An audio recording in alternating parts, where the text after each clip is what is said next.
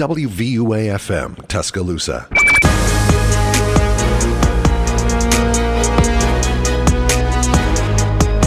Hello, everybody. This is WVUA 90.7 FM, The Capstone, and welcome to episode number 26 of the Full Court Press Podcast. My name is Jamie Martinez, and I'm joined by Alex Chasen and Nick Atkinson. On today's episode, look forward to league news and our current starting power forward tier list. Make sure to follow us on Instagram at FCP_podcast_UA and on TikTok at FCP_podcast. With that being said, let's get into it. Let's get right into it with number 7, with Mr. 71 points, Damian Lillard. Damian Lillard dropped 71 points against the Houston Rockets on February 26th. Wow. He becomes the 8th player in NBA history to score 70 or more points in a game. Nick, I know you're not a big Dame fan, no, not at all. But how does this make you feel about him? It's against the Rockets, so... Yes, but he still scored 71 points. Well, we were talking about this the other day. The Rockets, or no, me and somebody, I don't remember it, but they gave up the most three-pointers of any team in the NBA, and he had 12 three-pointers. So, I mean, if you make 12 three-pointers, it's kind of easy to get that. Also, Yeah, but that's only 36 points. And then at the same time, though, they were up 20 playing him in the fourth quarter. So, I mean, Donovan Mitchell got his the real way, so... How about you, Jamie? How do you feel about Dame 71? I think this is any way you put it, it's still impressive. I think this is a spectacular achievement for a great player in the NBA. He shouldn't have been an all-star over De'Aaron Fox, but this was a fantastic milestone for him. Did Mitchell have 72 or 71? 71. They both had 71. So they both had 71. And then I heard Lillard got subbed out pretty early. So I feel like he could have gotten more. Now, he was playing until the end of the buzzer. He was? Yeah. I thought I heard somewhere he got checked out early, but I know I think he had 46 at halftime, which is pretty insane. No, he had 41 at halftime. I remember he was going for Kobe's record. He didn't get it, but still, 71 is spectacular, and Dame Lillard, he's probably the best scorer in the league.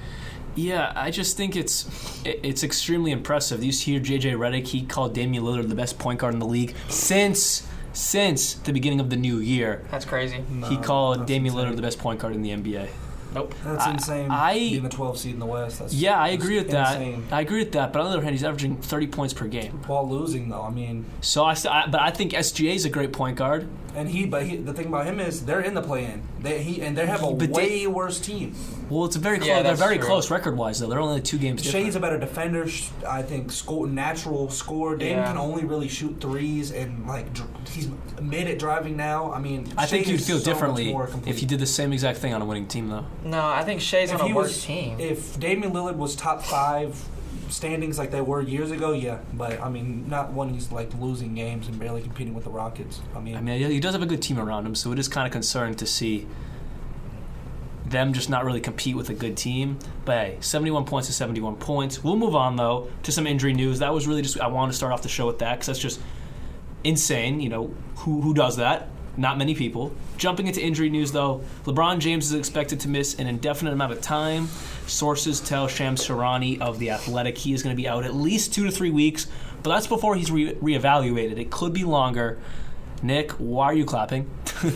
I love LeBron. He's my GOAT, but, AD's injured now, too. So, Lakers, they're going to continue to fall. D'Lo's injured, too. Yep. So, you know who wouldn't be out right now? Russell Westbrook. Exactly. So, I mean, it's just karma to me. You treat so many players up and down terrible, and then, now you're injured. Your whole team's still the 12th seed in the Western Conference. You're going to continue to most likely lose games. They got killed by the Memphis Grizzlies while AD was playing. Now they were competitive the first half. Yeah. And now they're going to not have AD tonight against OKC, and that OKC team is probably going to wipe them, exactly. SGA is going for 40. Yeah. And it's always unfortunate to see injuries with big name players like LeBron, but me and Nick have been talking for a while. We've been praying for that Lakers downfall, and it looks like it's about to happen. They've been on a downfall. They've been on a downfall, but when they at the trade deadline, we kind of saw, oh man, they might make a little run with all these moves. They ain't anymore. Without LeBron, they are probably a 14th worst team seed. in the NBA. They might be down there, especially with no D'Lo and AD. Yeah. They're going to be bad, and I don't. It's not even that I don't think they are not going to make the play-in whatsoever. Hornets All-Star LaMelo Ball will miss the remainder of the season with his fractured right ankle. Ball has had multiple left ankle sprains this season before suffering the right ankle fracture on Monday night. Shams Charania of The Athletic. This is really upsetting to me because he's had sprained ankle after sprained ankle after sprained ankle coming into this season. He did it again twice this season, and now he finally breaks his ankle, which if you watch the video, I don't know if you guys saw it, I don't know how you would break your ankle in the move he did. He didn't twist it like a Gordon Hayward. It wasn't like a compound fracture like that. He didn't even twist his ankle where it looked like a sprain. He literally just landed on the ground and then just grabbed his ankle in pain. But it was like a regular footstep to the side. So I don't understand. I'm not a doctor. I don't know how he broke it. It's just weird. It might not even be like a Gordon Hayward type of situation. It might just be like a less of a thing. Well, of course it's less. It's just and they might just be sitting him out so that they can get a good pick next year. They're already so bad. So they were winning a lot of games. They won 5 in a row. And Mark Williams is playing like prime Shaq. So. Yeah, I think the thing with this injury is that it was a non-contact injury. It didn't look bad initially, but usually the thing with those non-contact injuries, especially with the ankles, it could be with that his ankle wasn't taped up right or his shoes were too big, the ones that he was wearing. Because I heard LaMelo Ball shoes are pretty nice to hoop in, but I've heard mixed reviews on them, so it could be I honestly think it's a problem with the shoes, if they were too big or if they're just not good ankle support-wise. So, I mean, for an all-star like that, you hate to see it because right now it's looking like Steph Curry with all these ankle injuries. But I'm not surprised based off his injury history so far this year. Yeah, I mean, end of the day, I think it's kind of a positive thing. You get to sink down a little bit. You get to kind of decide the direction you're going now, and it's towards getting all those players off the team. Because I think Terry Rozier. I think he'll stay. And Gordon's out. I think Rozier will stay because I think he can be your shooting guard for the next few years. Because if you get a good pick and you get Webby or someone I think they'll get Brandon Miller. Someone like that who might be able to help you compete. Because if you bring back, and they're getting Bridges too. If you get Miles Bridges back, you keep PJ Washington, who arguably some people don't like him. I think he's solid, especially if he can come off the bench. You have Mark Williams, who's playing, like you said, prime Shaq, not literally, but he's playing out of his mind. Excited to see him actually get minutes. You have LaMelo, T-Row, Brendan Miller possibly, or you could have Webby at the center. Whatever it is, the combination, they could probably go back into a playoff team. Yep, I honestly think with that roster they could. It really covers everything. We were talking about it on the way to Full Moon Barbecue. That team could be really, really solid if it all pans out right. So yeah, we're gonna have to see what happens. It just sucks for LaMelo because I didn't really think on the standpoint of maybe there's overplaying it so they can sit him the rest of the season and continue to tank. That's obviously a good point. But I don't know, it just sucks because he's had perennial ankle problems in his career. Moving on, though, to some signings. Free agent MCW, Michael Carter-Williams, shout out my high school, St. Andrews School, because that's where he went. Let's go, is signing a 2-year deal with the Orlando Magic. Second year is a team option. Sources tell The Athletic and Stadium per Shams Charania. He is killing it. He's beating out Woj so far this week, though. Anyways, Carter-Williams spent 2019 to 2022 with Orlando, and now he's back. How do you guys feel about this? Because, this is a good pickup. They just traded away R.J. Hampton, or just released R.J. Hampton. He signs with the Pistons. Now they bring in a vet who's been in the league for a while, former Sixer over there, Nick, Rookie of the Year. I think he's a solid backup point guard to a Markelle Fultz. Can help with Cole Anthony's minutes as well, Jalen Suggs. He's not going to play a ton, but I think he'll help. Yeah, I guess it's just a good signing of a veteran that's been on the team. That's all I can really say about it. Yeah, I was going to say, he's already been there for 3 years, and they just released him. Now he's back. So I guess they're just trying to get a vet who knows that locker room back into that locker room. So, he's probably just there for that vet presence. Yeah, I'm just happy to see him back on NBA court. Free agent Will Barton is finalizing a deal with the Toronto Raptors. I think this is kind of like a Patrick Beverley situation where in the moment I didn't think about this take, but then thinking about it and hearing other people in the NBA media world, Patrick Beverley signed with the Bulls so he could get money this offseason and not look like he's just trying to be on a good team. I think Will Barton's doing the same exact thing. He's on a team that could make a play-in run, beat the play-in, beat probably a first-round team. Maybe they have the potential to do that with their defensive presence and obviously their talent on the roster. But Will Barton is trying to get a contract this summer. What do you got to say, Jamie? I really like this contract, or at least this pickup, because he's really good. Or he's been solid everywhere he's been, and with the Raptors, I guess trying to push for a title now, they get a really good role player in Will Barton who's going to help them scoring and defensively. So I don't really see this as a bad thing, and I think he's going to be serviceable for them in the future. How about you, Nick?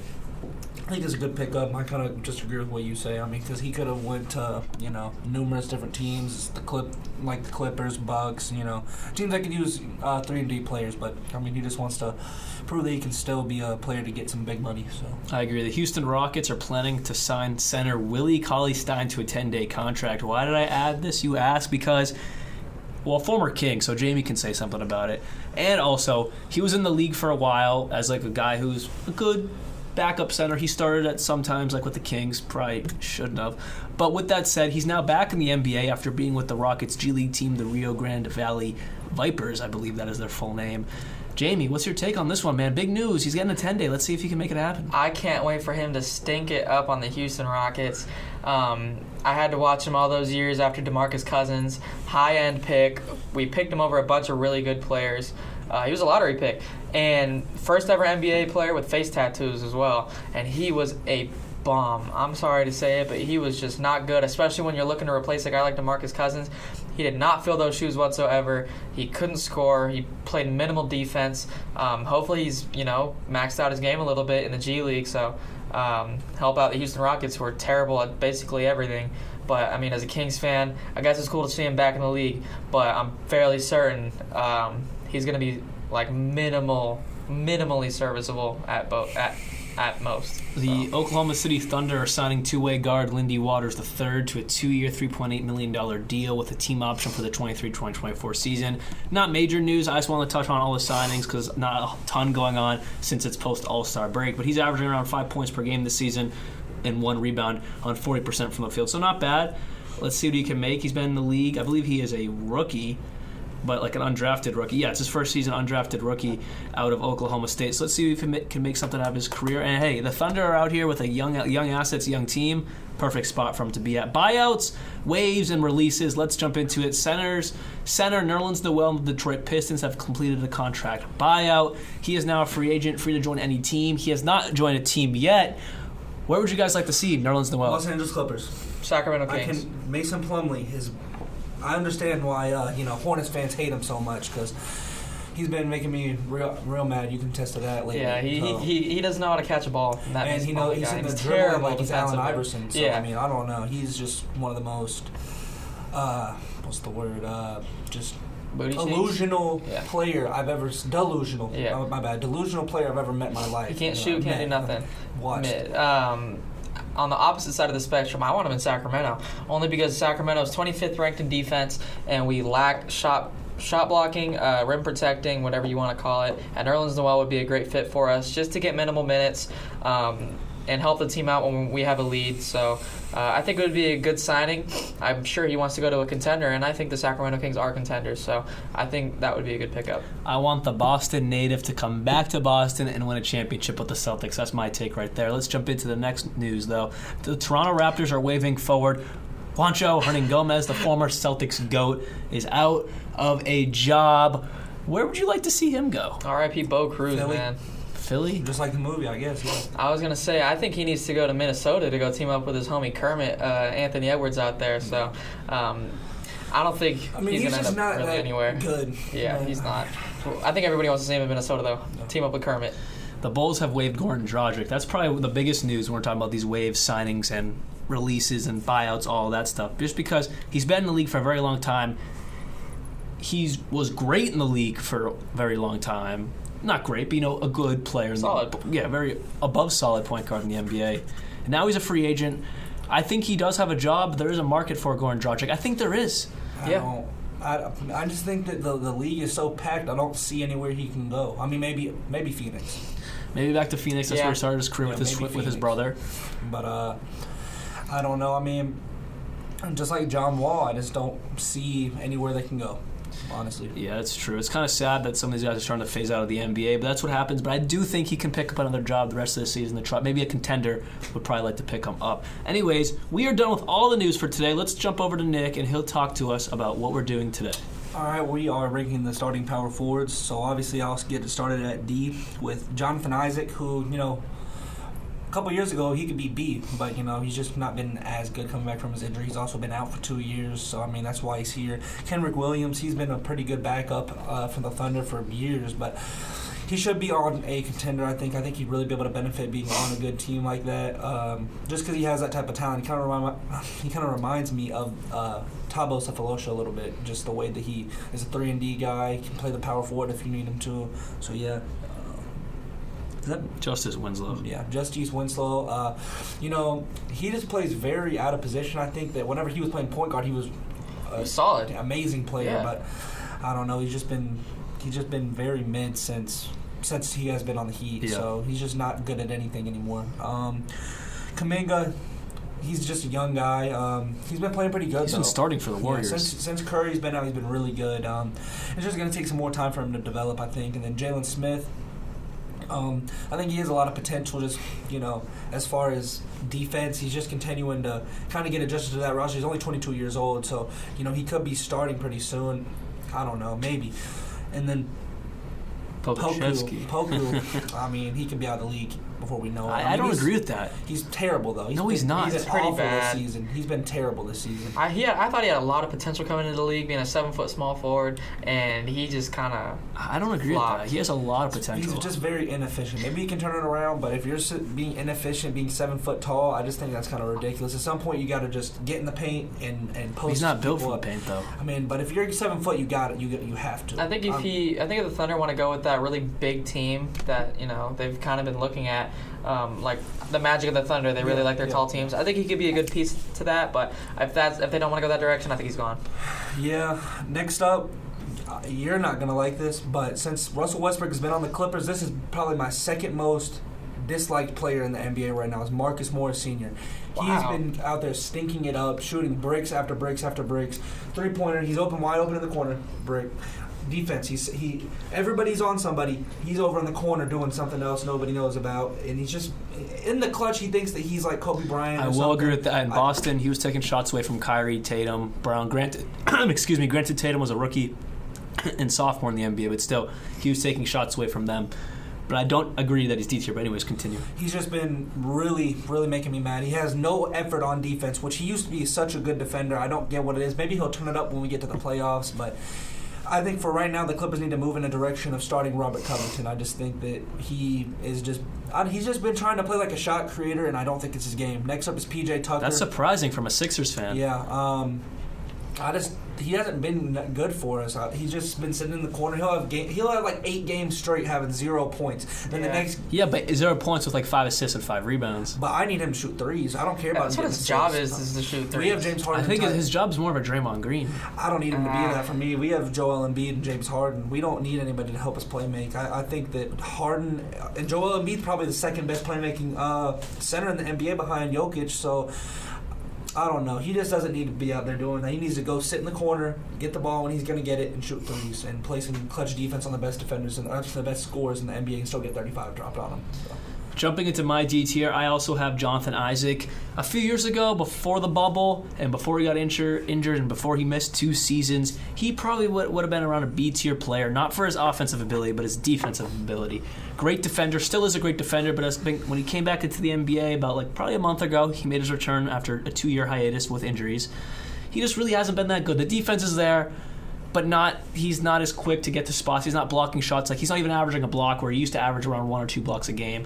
He's not even averaging a steal. His defense is just not where it used to be. Will it come back to him? Hopefully he finds a new home this offseason. I don't think the Magic is his place anymore now that they have Banchero. He's not going to start. He's a bench player now. But I think he'll find a new home this offseason because he does have the potential to start in the NBA as a good defensive type of player for a contending team. But, yeah, right now he's a D-tier player. He's just not it right now. He needs to continue to come back and progress. Next up, I got Kenrich Williams. Like Nick talked about a few minutes ago, he is a good role player on a Thunder team that is starting to come back to relevance. Not complete relevance. They're like the 10 seed right now, 11 seed. But they're getting a little bit better, and he's a good role player for them. Next up, Justice Winslow with the Trailblazers.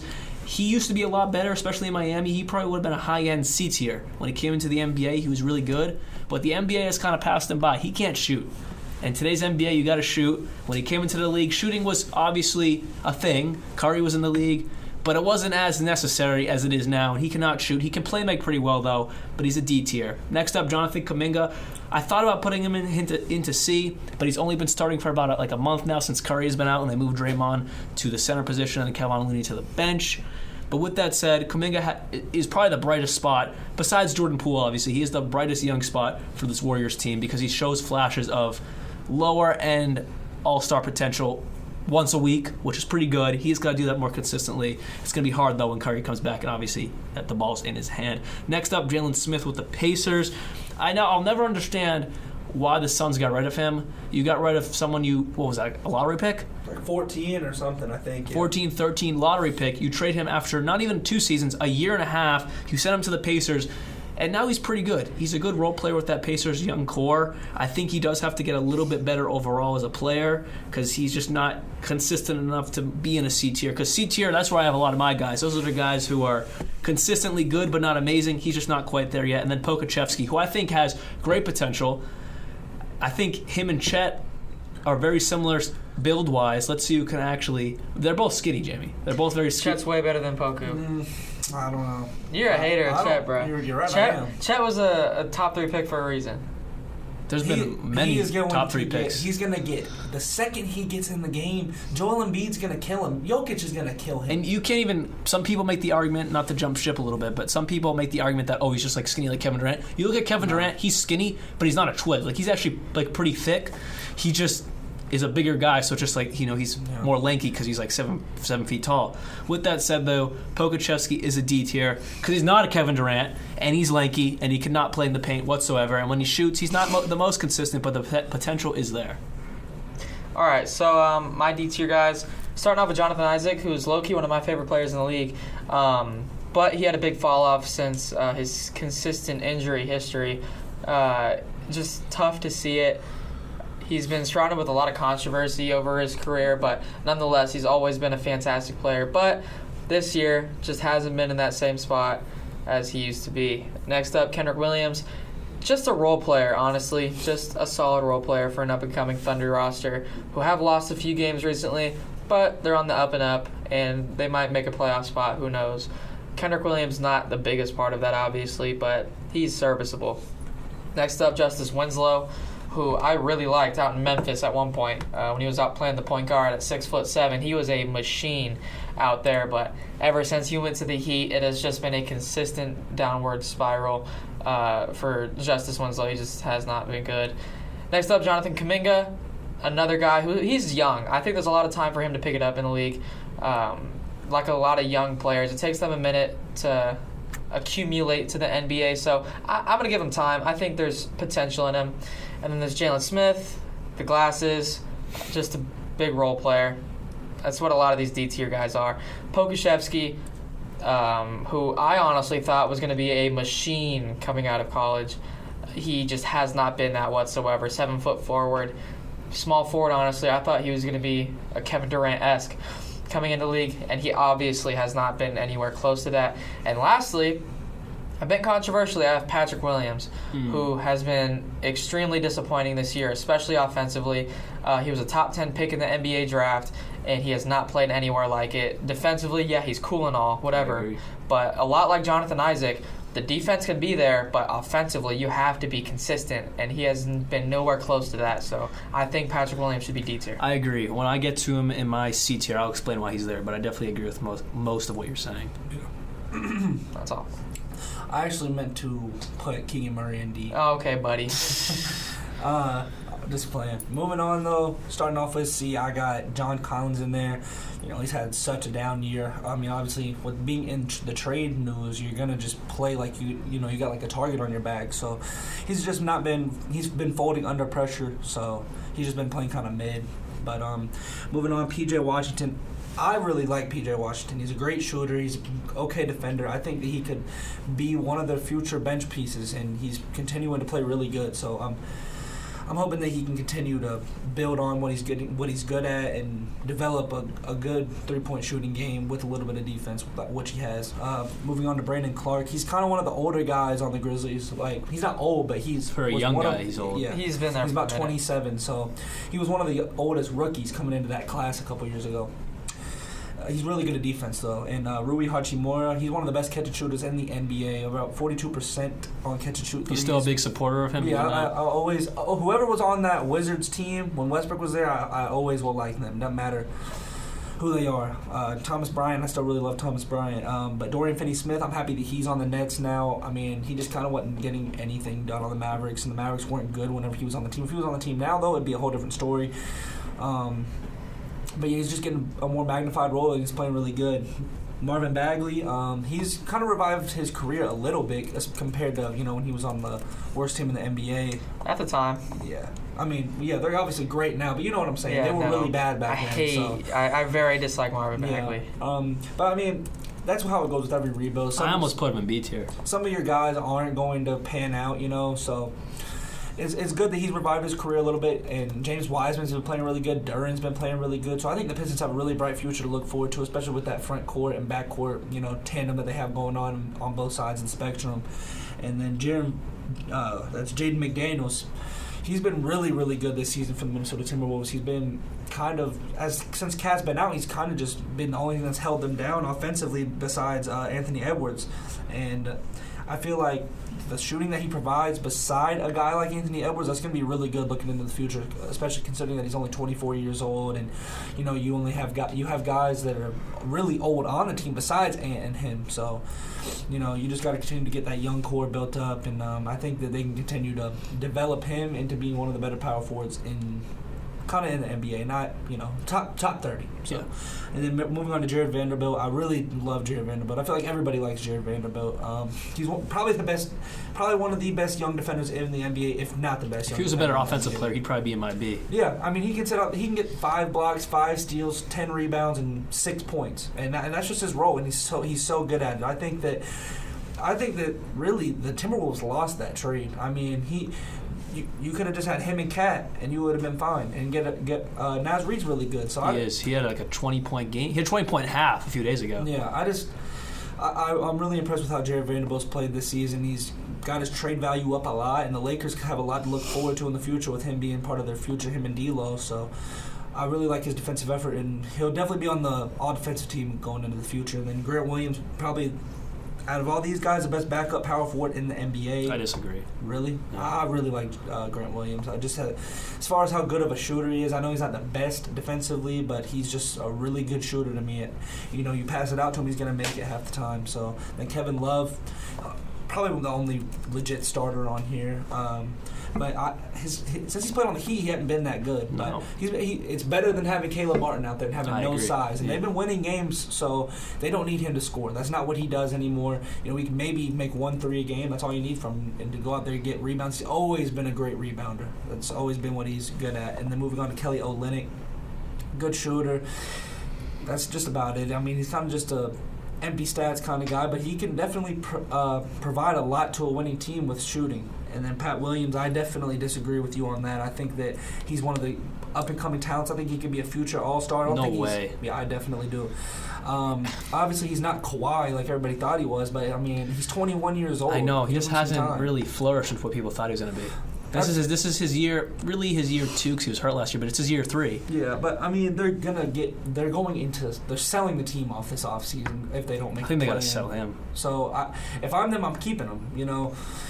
You can build around him and third pick though. Ayo, I guess, and just try to. And they're going to get a lot of value out of Zach LaVine, so I think you just continue to build, allow him to build up his offensive game. Then Jeff Green, he can provide a lot of three-point shooting and veteran presence to teams. He's been really good on the Nuggets. I mean, after he was done on the Nets, I thought he was just done. I thought he wasn't going to do nothing. But then he goes to the Nuggets and he's, playing like what PJ Tucker's supposed to be. And then moving on to Keegan Murray, probably the 4th best rookie this year, if not 3rd. But he's provided such. I feel like his effect has been probably the biggest thing for the Kings. I feel like as good as Sabonis has been, I feel like his defense is something that y'all have missed so much, and that's why y'all are 25, not 30. Shooting too. In my opinion, he's the most developed rookie. He's kind of like Malcolm Brogdon a little bit in that way. Like he came into the league ready. Yeah, exactly.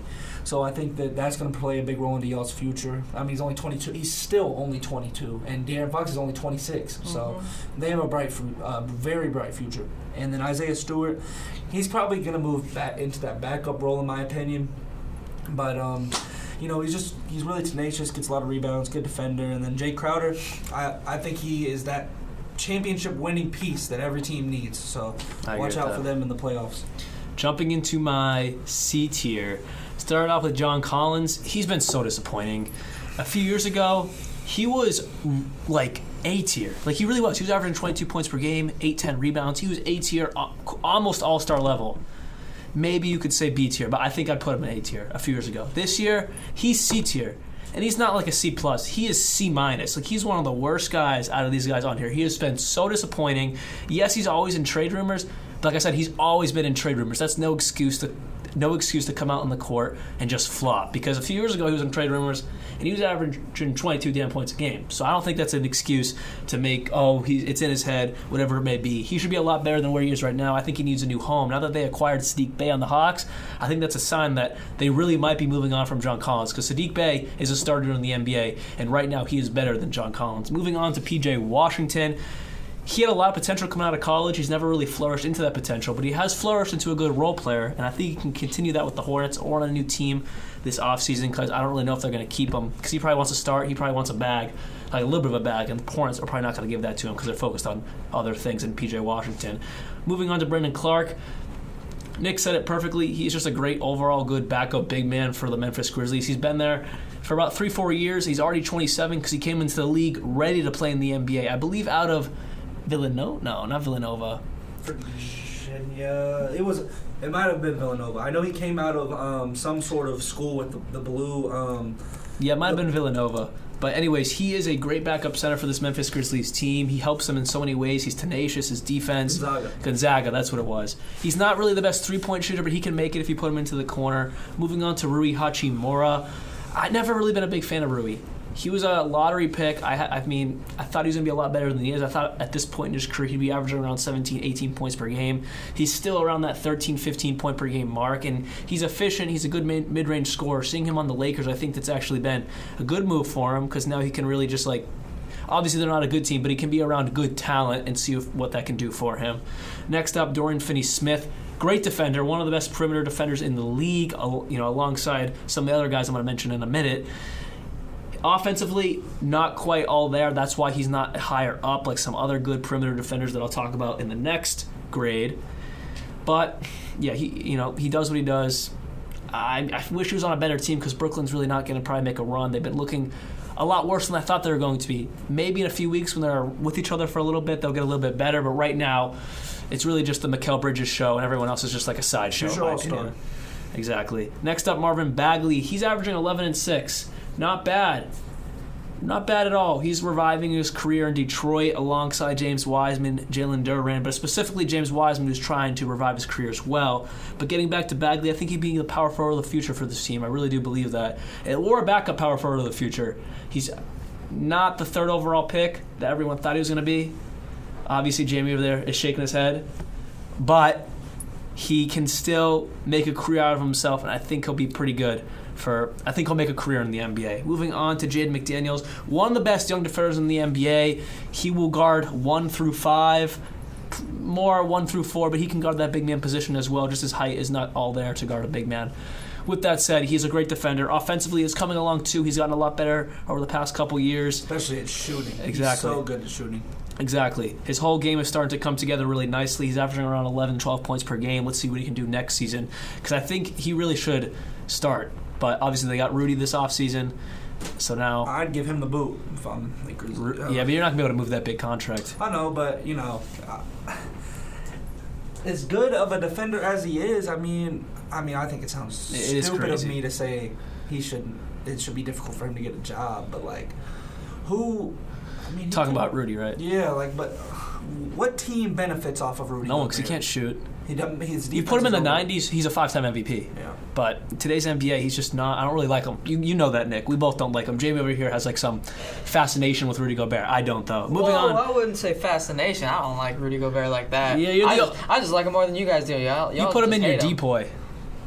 Well, yeah, because he's Rudy Gobert. He's going to do that. He's not getting it this year. He's not going to get it this year, no. But he's Rudy Gobert. He always can do that. Moving on to Jared Vanderbilt, another great defender. You see the trend here. A lot of great defenders I have in my C tier because they're great defenders. Not good offensive players. Not even though they're not good. They're just not good enough to be in that B tier, A tier category. Moving on to Grant Williams, another great defender.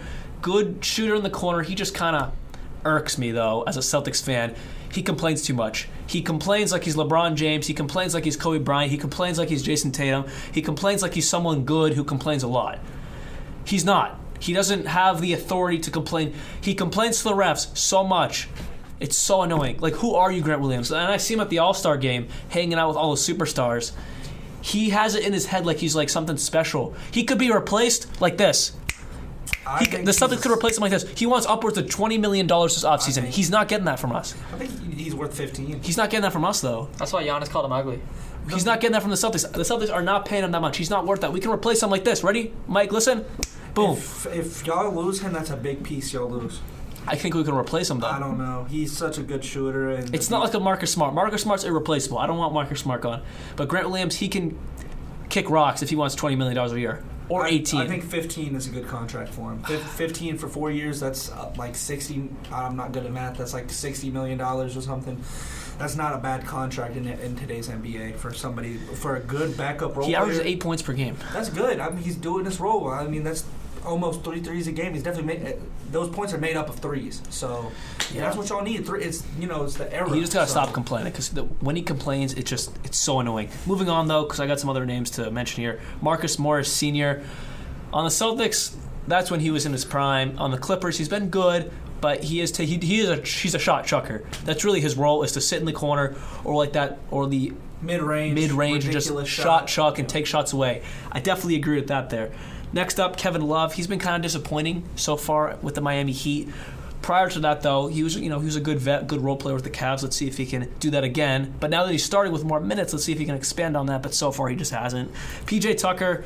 I really like PJ Tucker. Again, another defender with solid offense, but great defensive ability is PJ Tucker. He does it all for the 76ers. I know Nick's not a big fan, but he really is like that grit and grind, Patrick Beverley, Marcus Smart-esque type of player. Moving on, Kelly Olynyk. The opposite of that, he can't play defense, but he can shoot the lights out of the ball. That's really all he does ever since he was drafted by Boston. The pick or two before Giannis Antetokounmpo, I'll never forget that. The Celtics could have had a Giannis, but we picked Kelly Olynyk. You probably wouldn't have Tatum right now if y'all did that. Kings could have had Damian Lillard, Klay Thompson. Y'all that's the Kings. Are the worst. Luka. Y'all are the worst. No, Yes. y'all. You could have had Steph Curry, Zach Minnesota's LaVine. the worst. Then y'all. Yeah. That draft. We're bad. Or the Hornets, because they could have had Kobe. Nah, we don't need Kobe. We got Alonzo Mourning. Next up, Patrick Williams. I didn't want to put him in D tier just for the fact that, yes, he hasn't progressed. Yes, he hasn't turned into the mini Kawhi that coming out of Florida State that many draft scouts thought. But he is still playing relatively good, averaging 10 points per game, 5 rebounds, a few assists. But his defense is there, but it's not really showing up on the stat sheet. It's more like his hustle effort, like a Grant Williams type of player, where his defensive stats might not be out there on paper, but his hustle effort is there. I just wish he'd be a lot better. He was the 3rd pick in the draft. People thought he was mini Kawhi. He just hasn't turned into that. Disappointed because he's more of a C- in the C tier realm of stuff. Next up, Jeff Green. His entire career, he's been great. He's been great his entire career. Not an all-star great, not a superstar great, but a great role player that started with the Celtics for years, moved on to the Clippers, and then he's been kind of a journeyman ever since those two teams. With the Grizzlies for a little bit, journeyman ever since. Now he's with the Nuggets, and he's playing his role still at 35 years old. Jeff Green I think he'll go down as one of the best role players in NBA history. Or a Horry type of guy. Exactly. Yeah. I don't think he has a ring. No, probably not. But he is definitely one of the best role players that has a ton of longevity in the NBA. Next up, Jamie's guy, Keegan Murray. He's probably been, like Nick said earlier, the 4th, 5th best rookie in the NBA, maybe the 3rd. Third's maybe a little high. I'd say 4th or 5th. His defense is amazing coming into the NBA because he's an older rookie. He was in college for a few years, so he came into the NBA ready to step on the floor, and he's been doing his job. Let's see how he progresses. Now that he's an older rookie, I'm not exactly sure how much he'll progress to next year since he's already older, but definitely if he can bring that defense for a championship contending team, that's really all they need, and he'll give you 13 points a night. Next up, Isaiah Stewart. I think he needs to leave Detroit. Not that they have Duran, just got Wiseman. Yes, those are 2 centers, but then you have Marvin Bagley. He's a starting power forward. I believe he is. He has that Marcus Smart, Grant Williams, Jared Vanderbilt, all these guys with the defensive effort. He has that effort, and I think he can start in the NBA. Next up, Jay Crowder. Another one of those guys. As you can see here, there's a trend with my C tier. All these grit and grind defensive players that can play some good offense. This is the OG right here, Jay Crowder. He's been doing it for years, for about a decade now, and he is a championship competitor. He's been on championship teams, and I'm excited to see what he does with Milwaukee. Too bad he'll lose to the Celtics, But he definitely will be a good key role player for this Milwaukee Bucks team trying to push for bigger things ahead. Okay, so just want to make it be known real quick that C tier is the longest tier because there's a ton of players. So once we get through this, sorry that it's taking so long. It's going to be a lot quicker. Just wanted to make that known real quick. Sorry. So let's get started with my C tier. I'm going to go with John Collins first off. Just such a big fall off from him. He was a perennial all-star for many years in Atlanta. All these trade rumors came along, and he fell off. Kind of crazy to see, especially with DeJounte Murray and an improved team around him. And, I'm not sure what happened to him. Next up, PJ Washington. He's another guy that a lot of Charlotte Hornets fans I hear don't like him. But whenever I watch him, I enjoy what I see. He's a good shooter. He's a decent defender. And he does his job. I think he's, really a higher-end role player.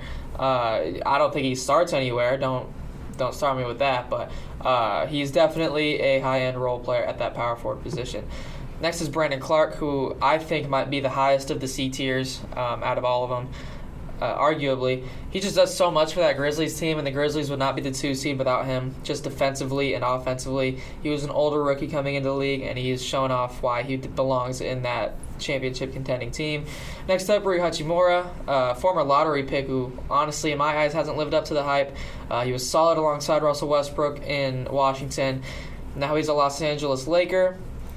He's been selling bets, hasn't been hitting his threes, but other than that, he's been solid, is what I'll say. He hasn't been lottery pick good, but he's been solid.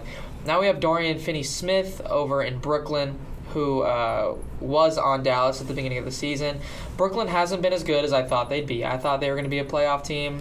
I still think they are in the playoffs. Definitely, yeah, they are. They're still in the playoffs, but because they had a lot of wins when they made that trade. I think they could fall down, but Dorian Finney-Smith is an important piece of that team defensively. The Mavericks lost a big piece of that defense in getting rid of him, which is why I didn't want them to do it, but they did it anyway, so I think he's going to still stay out there and kill it in Brooklyn off that bench. Next up, Marvin Bagley, who I could honestly talk about for hours. The Sacramento Kings picked him, second overall over Luka Doncic, and he's just been on a downward spiral ever since then. Yeah, people are saying he's uplifting his career. He's reviving his career. He's actually averaging 3 less points in his rookie year. He's averaging the lowest amount of rebounds in his career, 0.3 less blocks than his rookie year, and so he's still only a 25% three-point shooter. So I don't see y'all could have had Luka Doncic, Jaren Jackson Jr., Trae Young. I mean, even you could have SGA. Yeah, his free throw percentage has not improved. Steals has stayed the exact same at 0.5, which isn't anything spectacular. So Marvin Bagley to me is still a bust and one of the biggest ones of all time.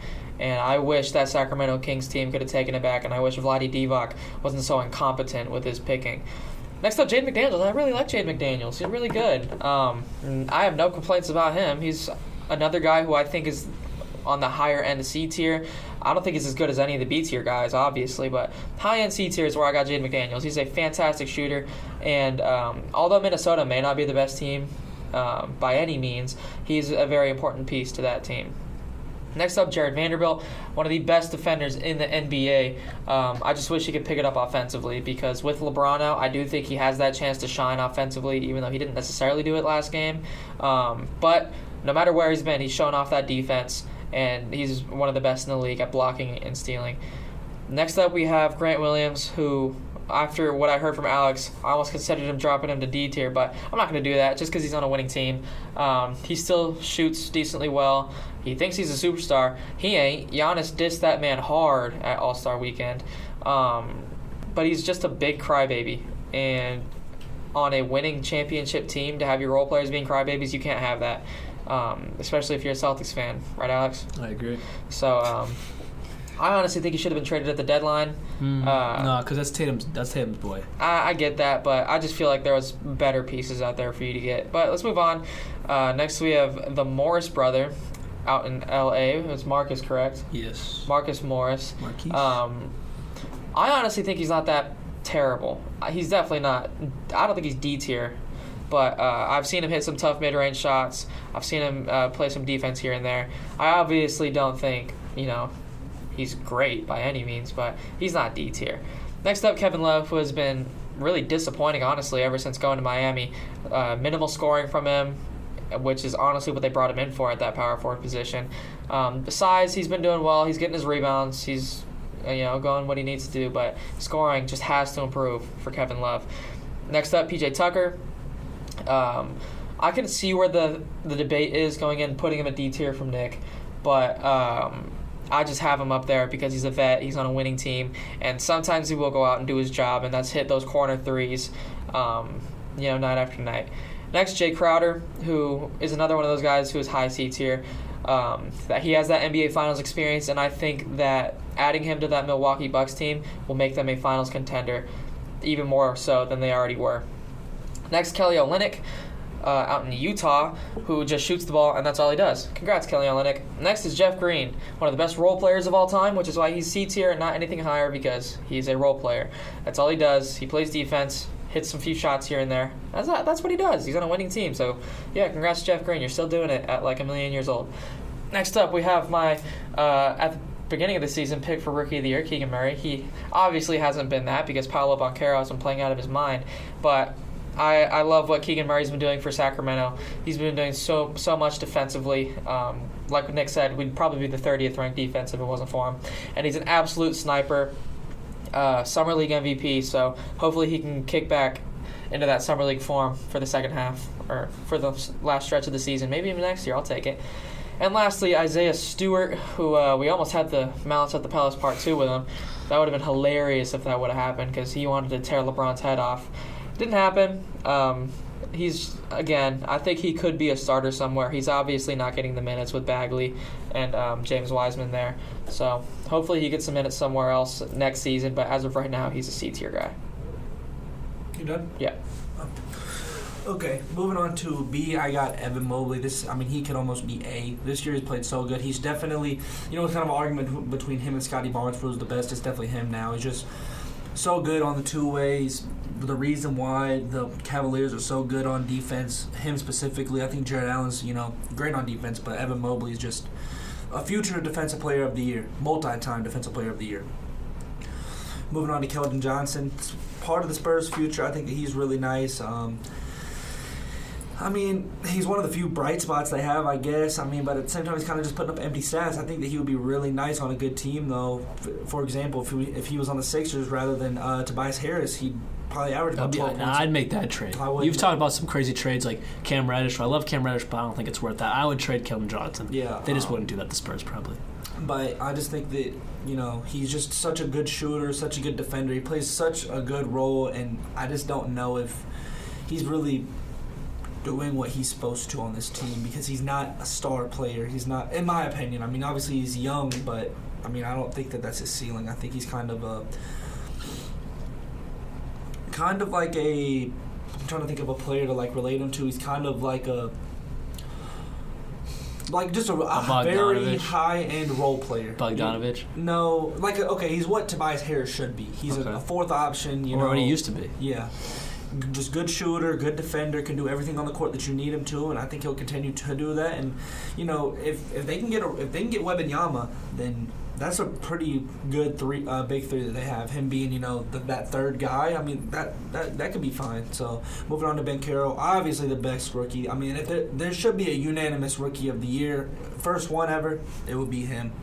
He is carried this team after getting criticized so much in college for sweating and all that, and everybody was like, why is he the first pick? He should have went 5th, 6th, or whatever. But he's probably been the best performing rookie we've seen since Ja Morant. And the sweating was because he would lose 15 pounds a game just from sweating. He had some condition, I don't know what it is. Yeah. Anyways, they figured it out, so that's what Nick was talking about. Yeah. That. So this is a team that I think has the brightest future in the NBA, and they like to play tall, and he's a guy that can play. He could play the two. Just with how fast he is and what can handle the ball, can shoot the ball, can dunk the ball, can play make. So I think that going into the future, this is a franchise star, future all-star, potential MVP candidate at some point, and he's just going to continue to develop his game and be kind of that Blake Griffin that could shoot. So then moving on to Bobby Portis. I guess at this point, he's probably my sixth man of the year. Him or Brogdon. I think so too. I've been saying that. No, when Westbrook was the sixth man, that was him. Yeah, anymore. But I think with Westbrook gone, I think he is the sixth man of the year. Yeah, it's Bobby for sure. And it's Bobby. Because when he comes into the game, he puts in such a different effort compared to Brook Lopez. Brook Lopez is great, but I think Bobby is better. He's averaging 12 and 10. Yeah, I think Bobby Portis is better.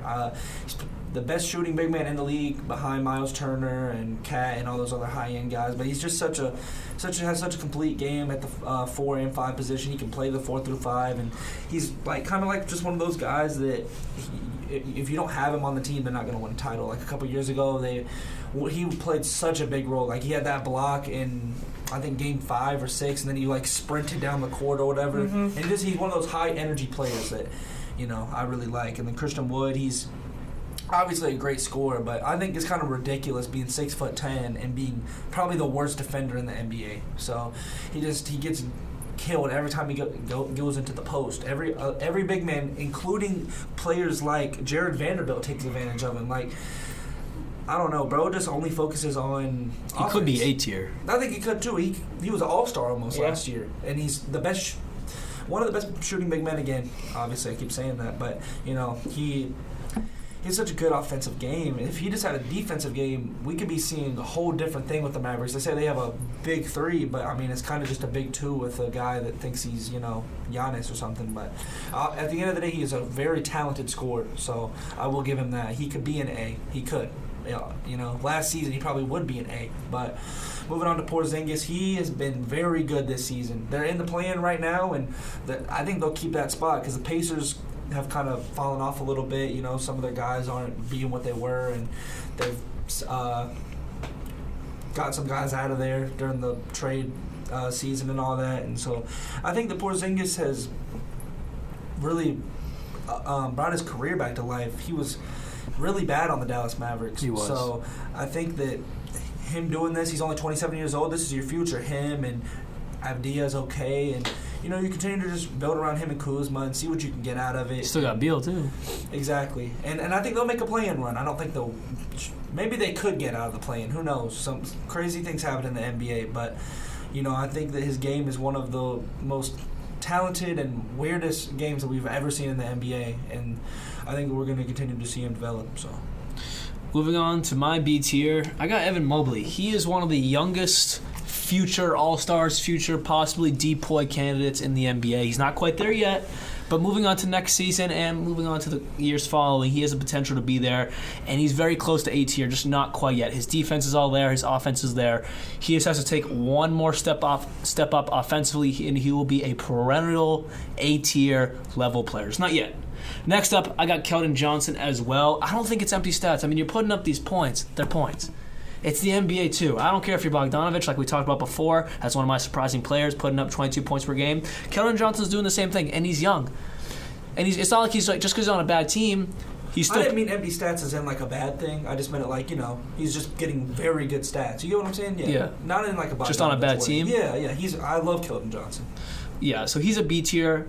Not quite A. I don't know if he'll ever quite be an A, but he is definitely going to be a second or third option on a future contending team, whether that be a growing San Antonio team, which I don't know, or going on to a better team that just needs one more or two more pieces to become a contender. I could see him being a fit in that situation. Moving on to Paolo Banchero, he is almost A tier. If he was an All-Star this season, which he was close, I probably would have put him in A tier, but just the fact that he did not make an All-Star team, I have to put him in B tier, but he's so close. He's B+. I just don't think you can be a rookie and be like an A tier level talent. He has never been an All-Star. All the guys above him have been at least a one-time All-Star. He just hasn't done it yet, so it's close. Just not yet. Next year, I feel like he'll be a first-time All-Star, and he'll be an A tier, but just not yet. But he is one of the closest rookies I've ever seen to being already a superstar coming right out of college, which is crazy to see. Next up, Bobby Portis. Bobby Portis is the fantastic version of a Grant Williams, Jared Vanderbilt, and Jaden McDaniels, that type of esque player who play great defense. He's averaging 12 and 10 with great defense, great scoring ability. Bobby Portis is a Marcus Smart, has that mentality of, I am here to just destroy you, has that Draymond Green mentality, which we'll get to later. He is one of those type of guys, and he deserves all the credit in the world because a few years ago, man was maybe D tier. D or C tier, but he has transformed his career into a fantastic player on a championship contender. He is a B+. because his intensity and his mentality is all there, and it translates onto the court. Next up, Christian Wood. He probably averages the second or third most points out of all these guys, or around 18 points per game. He's one of the better scorers, just like raw scorers out of all these guys. But like Nick said, he thinks he's a point guard. His defense sucks. He shot chucks, makes a lot of them, but misses a lot of them as well. He could be A tier if he was an all-star, which he almost was last year. But I think he's gotten a little cocky this season, shot chucking, thinking he's like the next guy next to Luka. They bring Kyrie in now. He thinks he's now like Karl Anthony Towns to Kyrie and Luka, but he's not. Not quite. Offensively, he's close, but defensively, he's just not there. He needs to play a better overall game for him to be an A-tier conversation. Is that it? Okay. B. Let's start off with Evan Mobley, who I honestly really consider putting an A. But he just hasn't, like Alex said, taken that last stride that he needs to take to be an A-tier guy. As a rookie, I really, really liked him, and he's really continued that intensity and that passion into this year. I can see where the Tim Duncan comparisons come from when he was coming out of college, and I think those can easily be fulfilled if he keeps going at his pace. But I think one more step offensively, and he's easily an A-tier guy. Next up, Kelvin Johnson out in San Antonio. I can agree with what Nick said about empty stats. They're just not winning games. I'm honestly a terrible team around. Exactly. Fault. I just don't even know if he's the best player on his own team because I really like Devin Vassell. Vassell is definitely the better offensive player. Yeah, so I just know it's tough with Keldon Johnson because he's definitely not A, but he's definitely not C. So I think B is just a really easy fit for him just for the way he plays. He's a former Team USA guy on that pretty loaded team they had last year. He was there too. So shout out Keldon Johnson. He's doing his thing.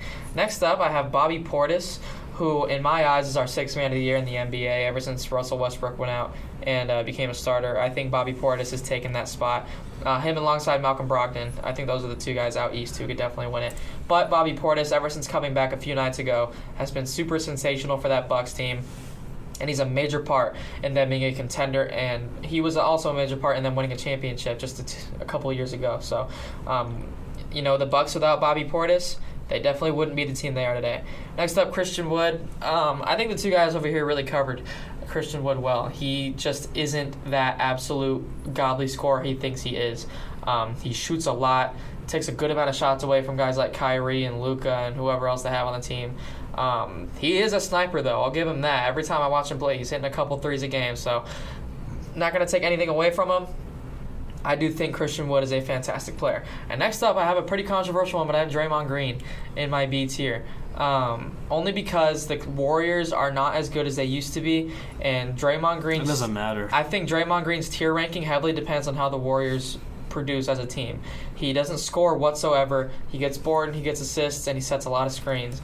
But if the Warriors don't, win games like they used to be, I just can't have him in that same A tier as he used to be, especially because he's not as good of a scorer. He's averaging 8, 7, and 7. I know, but that doesn't sound like A-tier numbers. The West. That doesn't sound like A-tier really numbers. But I think 8, 7, and 7 just, again, that's not A-tier. That's They're not the 5th seed in the West. That's not Pascal Siakam. That's not Jaren Jackson. He's been a former All-Star. That's not Kristaps. Exactly. Former. We're talking this year, right?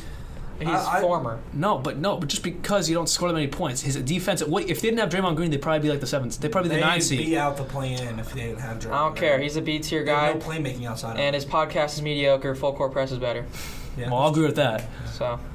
I should mess with this podcast a little bit, but moving on to A, Pascal Siakam. He was probably one of the worst players on the team 3 years ago. You would go on 2K, you look at him at the bottom of the roster. Who is this guy? 10 months later, he's winning a title as an All-Star, Most Improved Player of the Year, best player on the team now by far. And he's just had such a developed game defensively. He's such a good scorer. He can provide so much to a championship level team that every team. He's just needs. not a 1.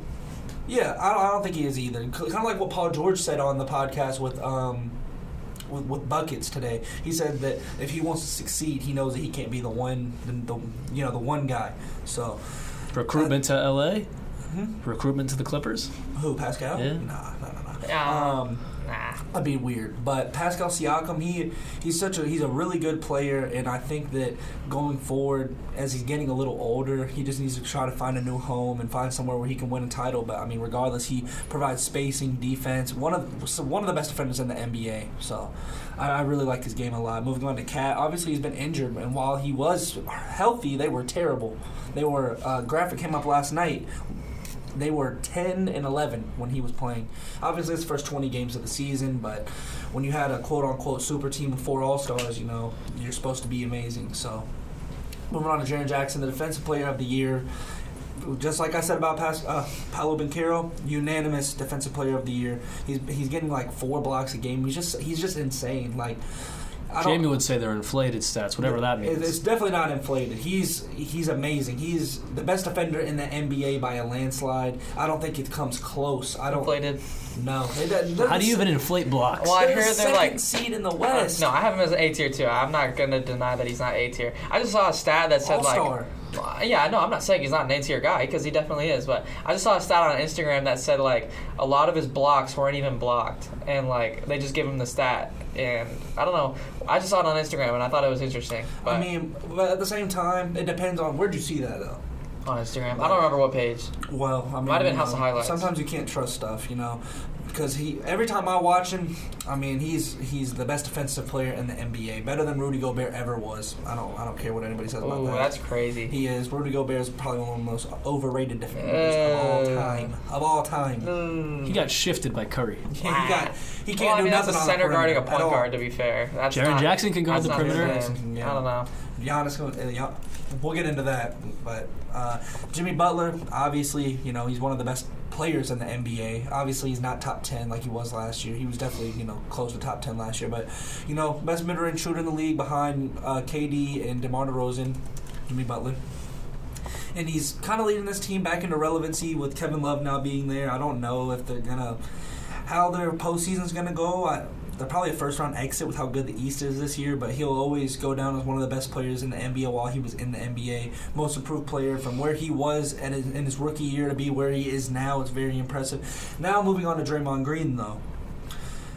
The reason he's an A is because, like I was saying, they would be like the 14th seed in the West without Draymond Green. Curry has always been known as a terrible playmaker. Like, that's just been a very big hole in his game, is that he's just not a good playmaker whatsoever. And now you have Draymond Green, who can play make, defend. If you really need him to, he can score. If you need him to, he can go out and get you 15 points.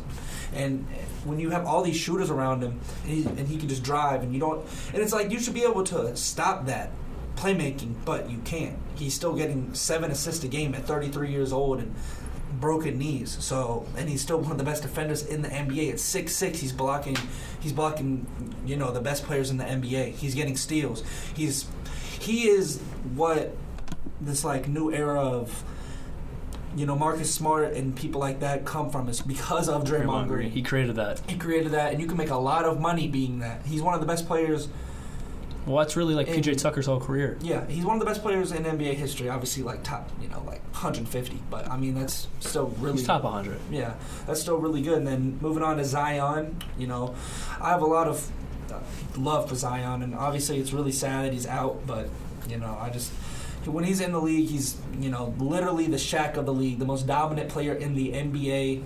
Behind Giannis, I mean, they're right up there together, and he does provide a lot of, or he provides a need for shooting, but I mean, when you're that good and you have all those people around him, that's not a problem, because he can shoot mid-range and threes. So, moving on to my A tier, I gotta go with the Claw, Kawhi Leonard. I know the boys disagree with me on this one. I know they don't have him in A tier because I may have sneaked a look at their tier list. But with that said, here's why. He's averaging 22 points per game. Granted, that's great. Granted, he's playing still good defense. But he is not the Kawhi. He is not the Claw that was there pre-injury yet. He is coming back to, he had a 44-point night a few nights ago. He had 33 the other night after that. Whatever it may be, he is starting to come back into form, but not on a consistent basis. He's not an All-Star this year, was he? No, he was not an All-Star. No, he was not an All-Star, but he is an A tier due to the fact that it's Kawhi Leonard, and he is working his way back up to Kawhi Leonard status, but not yet, because if you want to put Kawhi in A tier, you got to put Pascal in A tier as well. I just want to say real quick, I just think it's preposterous to have Draymond Green and Kawhi Leonard on the same tier. It's a tier list. I just don't think it's a tier preposterous. list. Because if you want to put Kawhi in S tier, you got to put Pascal in S tier. You know why? Because Pascal's averaging 3-4 more points than him, and he plays great defense as well. Kawhi Leonard. Nick, Pascal plays great defense, right? Yeah. So you got to put him in A tier too. But he's not Kawhi Leonard. I'm putting your logic against you. Anyways, let me jump into the next guy here, which is Pascal Siakam, the one-time champion, the great defender, the 25-point-per-game scorer, the all-star. Pascal Siakam, who's arguably better than Kawhi Leonard this season. Again, Kawhi's coming back from injury, Jamie. He's not there yet. He is not back to his all-time level just yet. He's not. No, he's not. He's had 4 games where he's been his all-time level. Those 4 games have been really good. But he's been out most of the season too. And when he was playing before that, he was terrible at the beginning of the season. Was he not? Who, Kawhi? Yeah, was he not? No. He was mid. He was mid, but I mean, still, it's Kawhi Leonard. Picked it up. Exactly, it's KD's Kawhi been Leonard. injured too, That's why he's in my A tier, because it is Kawhi Leonard. But KD has been that injured. same logic, KD's A, because KD's been injured.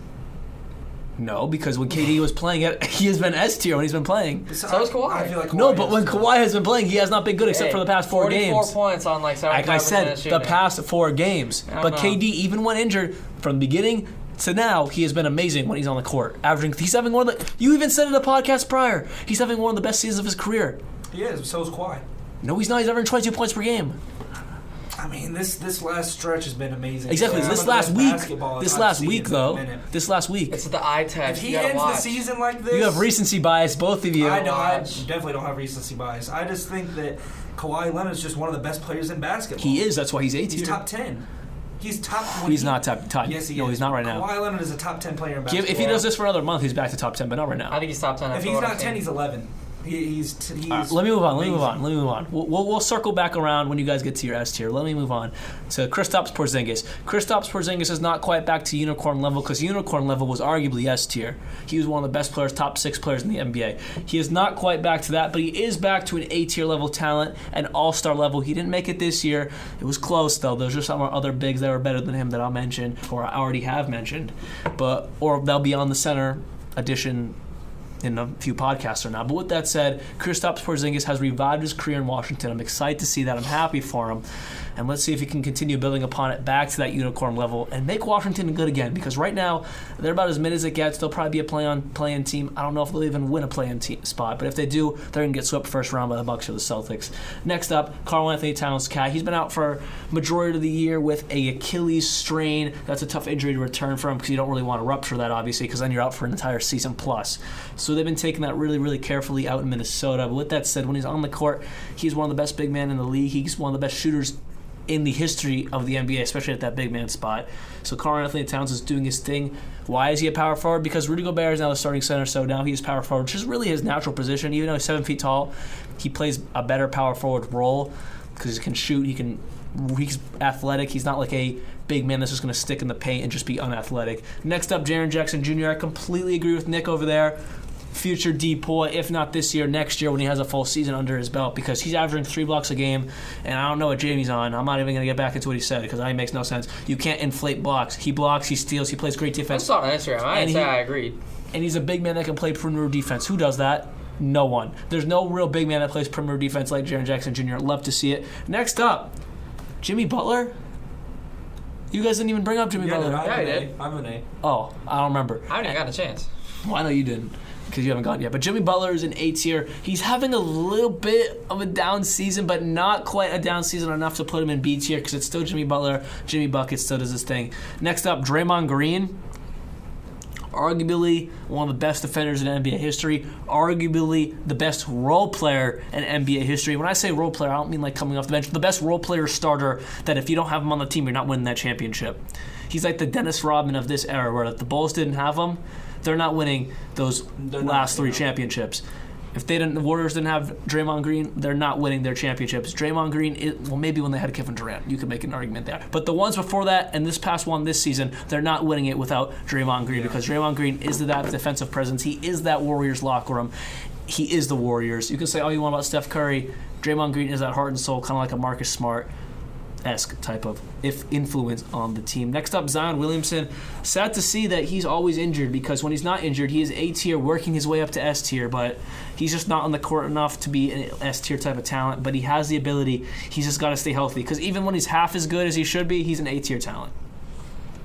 All right, so let's start with my A tier. I'm going to start off with Pascal Siakam, who's having a career year out in Toronto. Can't say enough about him. He has been on this trajectory for a while now. He's been just steadily improving ever since he came out of the G League, and it's finally happening where he's on that superstar level. I agree with what they were saying earlier about how he needs to be the number 2. He's not the number 1. In order to win games, because we kind of saw that when he won a championship, he wasn't the number 1 guy. Kawhi Leonard was. He was like a 3 or 4. Yeah, because they saw guys like Kyle Lowry and all them. So Van Vliet was really good. Van Vliet was really solid. So it's just great to see Pascal Siakam finally taking over that team, though. I think he's very deserving of this A spot. Next up, I have my little hot take. I have Paolo Banchero in the A tier, where Alex said he said rookies shouldn't be in that A tier of players. I think I have him in the A tier solely because he's a rookie. For what he's doing at such a young age and how he's kind of crossed over from college into the NBA and translated his game has just been phenomenal. He's been one of the best rookies we've honestly ever seen in a single season. So I think for what he's done at such a young age and on a not good team with not a lot of talent around him, I think can go unrecognized, and I think he's pretty deserving of that A tier spot. I'm not going to say he's A plus, close to S. I think he's in that A minus range, but I do think he should be in that tier. Next, I have Kristaps Porzingis, who, unlike Marvin Bagley, has rejuvenated his career to the fullest. The former superstar out in New York has completely turned it around after flopping in Dallas, and now he's out in Washington killing it alongside Bradley Beal and Kyle Kuzma. Fantastic shooter, 7'2" rim protector, and he's the unicorn for a reason. He does it all. I do wish the Wizards were a better team, because they do have a few good pieces here and there, but I feel like you can't disregard his personal play. He's really rejuvenated his career, and I think he's deserving of that A tier spot. Next is Karl Anthony Towns, who I think if this was last year could have been S tier, especially if this, maybe not S tier, but if he was still a center, he'd be S tier. Solely because of we know how he plays. He's the best big man shooter in the NBA history. Probably NBA history. He's the only big man to ever win the 3-point contest, and he's pretty good under the rim. I think he's underrated defensively, but he's nowhere near as good defensively as this next guy, and that's Jaren Jackson Jr., averaging 3.3 blocks on the season. Pretty unheard of for a guy his age. He's just been fantastic for that Grizzlies team, who's pretty hardcore offensively, but he rounds out that defense to be one of the best in the league. Next is Jimmy Buckets, who has been one of the most clutch players in the NBA since he came in, especially in Miami. He's completely took that team to the NBA Finals in the bubble. It was pretty unfortunate that they couldn't get it done against the Mickey Mouse Lakers. But nonetheless, he's been fantastic his entire career, and even though he is getting older, he put his heart and soul into that. Man, that's the hardest I've ever seen anybody play in my entire life. Jimmy Butler, and I think it was Game 5 when they won against the Lakers, was a phenomenal performance. And next up is Zion Williamson, who I really struggled with not putting an S. I didn't do it, obviously, because he's been injured, but I think if he did stay healthy throughout the entire season and continued playing how he was, he would be an S-tier player. As a rookie, he averaged 27 points a game, and this year he was pretty much on that same pace, averaging around 27 a game, and completely carrying that Pelicans team to the 1 seed in the West. He gets hurt, and they fall off a cliff. So I think healthy, he is an S-tier player, but he has not been able to maintain that health whatsoever, so I have to have him in the A tier. Moving on to S tier, Nick. Who are the guys up there? Well, just to start this off, they're the best player in the NBA. Giannis Antetokounmpo. Yep. Obviously, there's from him to these next two guys, it's a humongous gap, in my opinion. Humongous. I don't care what they're talking about on that one. Who won a title with their team that drafted him? He is miles better than Kevin Durant. No way. Yes, he is. No, he's not. No. Oh, bro. KD's the best American player in the league. No. Yep. Definitely not. He is. Steph Curry's better, but yes. Then so obviously Kevin Durant, runs from the fight. He does. I mean, hey man, sometimes you got to run from the fight to win a chip. There ain't no wrong. That's all right. That's why Dame Lillard hasn't won nothing. Well, then LeBron doesn't need to get criticized for it. Mickey.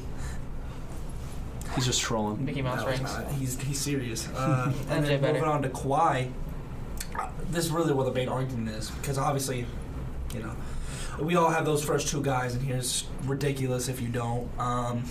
Kawhi Leonard, the reason I have him here, despite him being injured, I mean, there's a lot of guys that have been injured all season too that are, up high on this list too, if they shouldn't be. Kawhi is playing well, but not S tier. Hey, 23 points alongside the best defender in the league. I just had it up. Him and Paul George are the best two-man defensive duo in the NBA. Yeah, like 23, 6 and 4 with a steal and a half. Yeah, and he was logging. That's not that.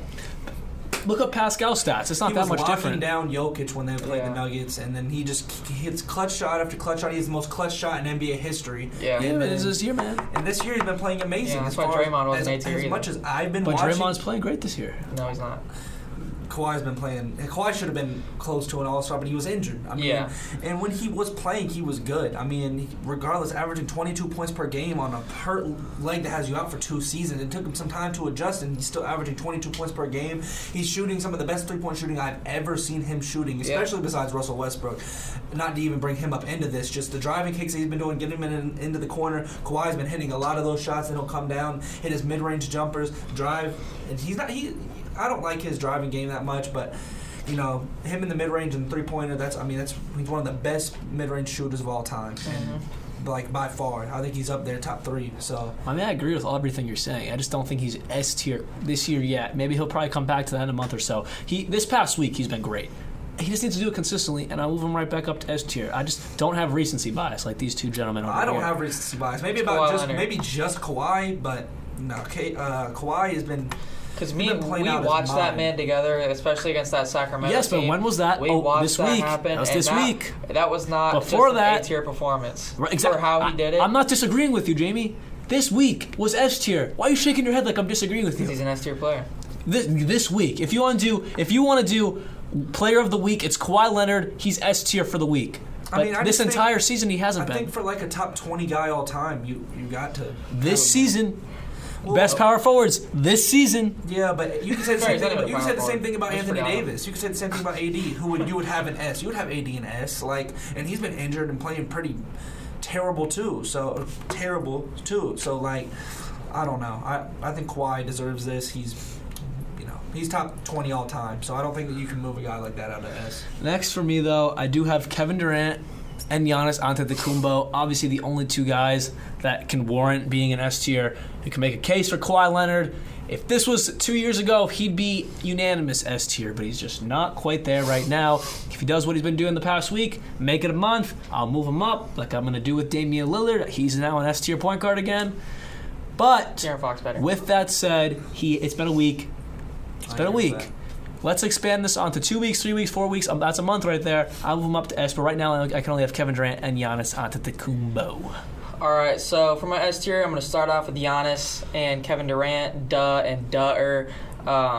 Just two of the top players in the league. I honestly think they're both top 5, and Giannis is probably number 1. I don't think there's that big of a gap between the two, like Nick's saying, because I think Kevin Durant is fantastic, and in my eyes, the best scorer in the league. But so I think that those two are obvious. If you don't have those S tier, then I hope Mike Tyson punches you in the face. But then I have Kawhi Leonard, who, again, he didn't start off the season great, but he's completely picked it up ever since coming back from that injury. Him alongside Paul George. I get they're not winning games, but they're playing some of the toughest competition in the NBA. They're on 3 straight losses. It's only 3 games, bro. Yeah. Sacramento, the best offensive team in the league. Denver, the number 1 seed in the West. And then Minnesota, who's a sneaky team. They can go out and beat anybody on any given night. So I'm not going to blame Kawhi Leonard for those losses at any point because he's averaging none of the big 3. No, because none of them. He's averaging like 35 over the last month. Mason Plumlee and Norman Powell.